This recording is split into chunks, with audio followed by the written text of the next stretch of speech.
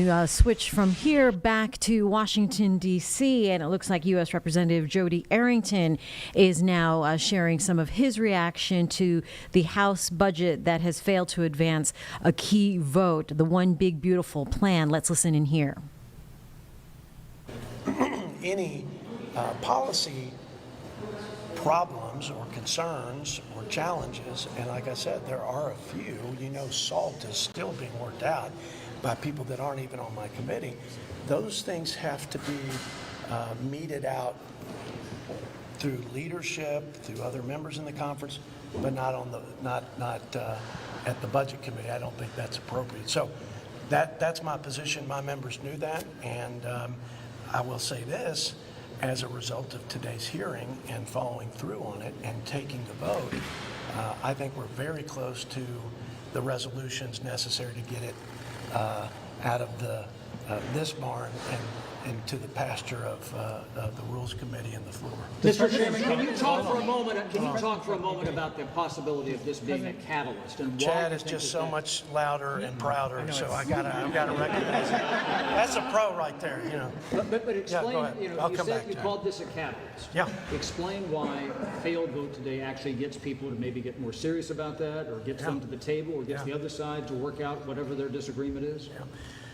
Because you're not accountable until you cast your vote for the people you represent. At the end of the day, politicians are good at talking, but even we politicians, when we take a vote, it carries a tremendous amount of weight because you're voting on behalf of your constituents. And but you also have to vote your conscience. And I respect that. But so calling the vote again provides, I think, a greater weight and gravity to the moment. It's a catalyst to moving things forward, and it provides clarity, real clarity, with respect to where the rub is, where the pain points are, so that you can get to work to resolve it and move it forward. You cannot debate in circles ad infinitum and not make decisions. That is a leadership principle that applies to Sunday school teachers and members of Congress. And so I feel like because of the work we did today, and by the way, we went through the substance of the debate with the opening statements and the motions to direct on both sides, and that part is complete. We don't have to repeat that. What we would do is just call a vote again, and I suspect in very near term we will have a resolution, and I'll get all the votes we need to pass it out. You don't think this delay Let me go here and then here and then here. Mr. Chairman, do you think that President Trump needs to get involved? Though, See, I should have never said it. Whoever talks the loudest is going to get rewarded for that. Thanks, Chad, for setting that tone. Do you think that President Trump needs to get involved to break this impasse? He needs to make calls to. The president's been clear. He wants this done, and he wants it done at the earliest practical time. And the commitment has been by Memorial Day. And we've been on pace or ahead of schedule to accomplish that. Now, I could have played the game of just holding off on the vote.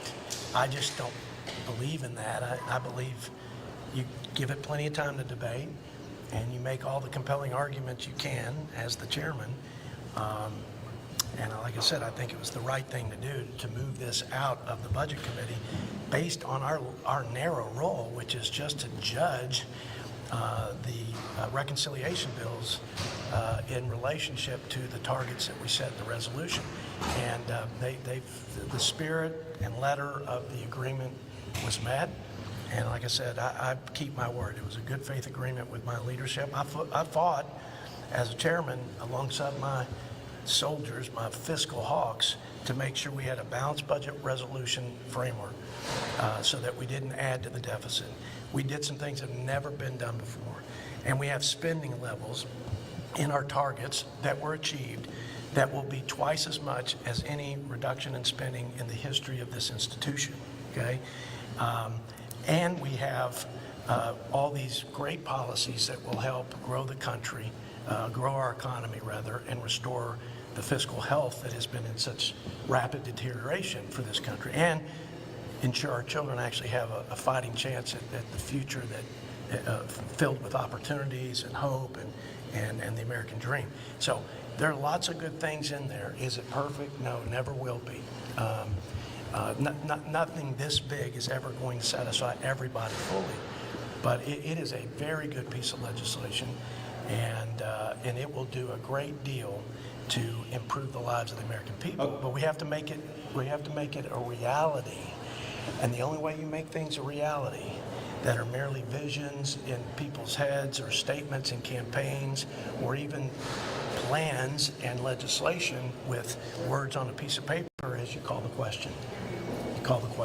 So I'd say today was a good first step to getting this resolved and moving it out, and I suspect we're going to do that very shortly. And I would just say we're really close. We were really close to being able to get the vote today, but as I counseled with the folks that were in opposition or that couldn't get to yes, I'm even more confident that we'll get there in short order. So, real quick. So you don't believe this Last will question stall here. you from reaching the Memorial Day goal of getting the full bill passed? No, I don't. No, I think I thought that we were at a major impasse and it was sort of irreconcilable in terms of what some of these members want to see changed. And by the way, I think there's merit to the policy changes they're talking about. And quite frankly, I agree with many of the concerns. For example, we shouldn't have a work requirement. We believe in work requirements for able-bodied adults. We believe that because we believe in the dignity of work, because we don't believe we should be trapping people on independence on the government. If we believe all that, then we shouldn't put an implementation date 3 or 4 years out. So, but my position was, while I agree on that policy, and while I'd like to see that policy changed, the appropriate venue for that is with the leadership in a manager's amendment that will go on the rules, go into Rules Committee and then onto the floor for a vote. That's not our job in this committee. It was simply to make that narrow judgment on the budget targets, and I feel like that was satisfied in a way that we should have, I think, made this a seamless movement from this committee to the Rules Committee, but obviously there are some folks that have. So on the policy concerns, I actually share the concerns, and I'm hopeful that we can strengthen the bill on the side of fiscal reforms as opposed to some of the economic policies. I think the economic policies are great, but as the budget chairman, I can tell you, taking on $2 trillion a year in water is going to sink the boat if we don't stretch ourselves on savings, and if we don't put the country on a more sustainable path in terms of the deficit and the national debt. And so their hearts are in the right place. Their motives are pure. I share their convictions, and I share their desired outcomes of changing some of these policies and making the bill better.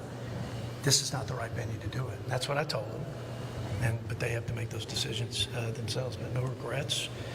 We debate, we call questions, because that's what leaders do. And I think we make progress today. So thank you all. We'll see you when we see you. Chairman, a Monday vote. Can we ask for a Monday vote? Ideally, no later than Monday. That's kind of the benchmark. No later than Monday, okay?